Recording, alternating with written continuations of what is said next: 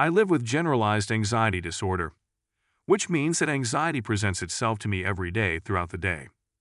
As much progress as I have made in therapy, I still find myself getting sucked into what I like to call the anxiety vortex. Part of my recovery has involved recognizing when I start to head down into the rabbit hole and using tools to take a step or a lot of steps back. I hear from more and more people that it's a challenge to identify anxious behaviors for what they are, so here are some of my own red flags and what I do to help myself when they come up. 1. Develop body awareness. An important place to start recognizing your anxious behavior is your own body. Many of us perceive that anxiety is all in our heads, when in reality, it is also very much physical. When my thoughts start to race and indecision kicks in, I turn my awareness away from my mind toward what is physically happening to me. When my breathing has become faster, when I start sweating, when my palms tingle, and when I sweat, I know that my anxiety level is increasing. Our physical reactions to anxiety are highly individual. Some people experience headaches, stomachaches, or backaches, while for others, breaths become quick and shallow. Beginning to notice what happens in my body and how it feels has given me a powerful way to spot anxiety symptoms. Even if I'm not sure what is making me become anxious, taking note of my physical changes helps me to slow down. And 2. Take deep, slow breaths. The first time I learned about deep breathing was in the psych hospital.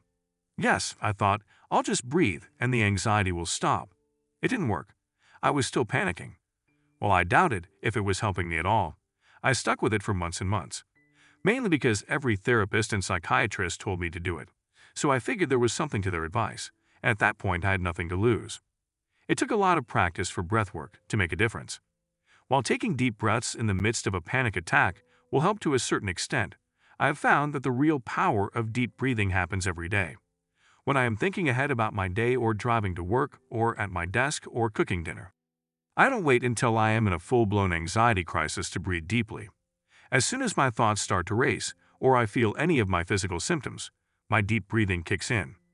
Sometimes I leave my desk for a few minutes and stand outside and breathe. Or I pull over and inhale, exhale. It's something I can use anywhere to help me hit the pause button and reconnect to my body. 3. Examine the everyday. For me, anxiety isn't as focused on major catastrophic events. Rather, it's hidden in my daily activities. From choosing what to wear to planning an event to buying a gift, I become obsessed with finding the perfect solution.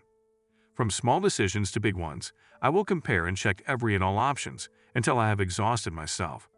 Before my episode of major depression and anxiety in 2014, I didn't think that I had an anxiety problem. Shopping, overachieving, people-pleasing, fear of failure. Now I can look back and see that anxiety defined many of my personal and professional habits. Becoming educated about anxiety disorders has helped me a lot. Now I know what to call it. I know what the symptoms are and can connect them to my own behavior. As frustrating as it can be, at least it makes more sense. And I'm not afraid to get professional help or take medication.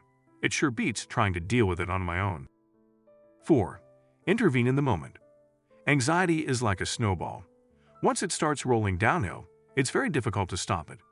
Body awareness, breathing, and knowing my symptoms are only one side of the coin. The other is actually changing my anxious behavior, which in the moment is extremely difficult to do, because the momentum is so powerful. Whatever need is driving the anxious behavior feels urgent and dire, and for me, that is usually an underlying fear of rejection or not being good enough. Over time, I have found that I can almost always look back and see that choosing the perfect dress wasn't so important in the grand scheme of things. Oftentimes, anxiety isn't really about what we are anxious about. These are a few tools that help me intervene with myself in the moment, just walking away. If I am getting sucked into indecision and keep checking, researching, or going back and forth, I gently encourage myself to drop it for now. Setting a timer on my phone. I give myself 10 more minutes to check different options, and then I mean to stop. Keeping lavender oil in my purse. I pull the bottle out and smell it at moments when I feel the anxiety rising. It distracts me and engages my senses in a different way. Talking to myself, sometimes out loud. I recognize that I am feeling scared and ask myself what else I can choose to do to help me feel safe. Being active. Exercise, going for a brief walk, or even just standing up and stretching helps me to reconnect with my body and takes me out of the intensity of the moment. Having some backup activities handy helps. Cooking, crafts, watching a movie, or cleaning can help me choose a different path. 5. Don't be afraid to ask for help. I have come to realize that anxiety is common. In fact, it's the most common mental illness in the United States. So very many others experience symptoms of anxiety, even if they aren't diagnosed with an anxiety disorder. While I don't wear a sign around my neck that says, "Ain anxiety with problem," I do talk to family, friends, and even some colleagues about it. I can't underscore how much this has helped me. It has shown me that I am not alone. I learn from how other people cope with it, and I help them by sharing my own experiences. And I feel less isolated when things get tough. Those who are closest to me can help me recognize when my anxiety is becoming stronger.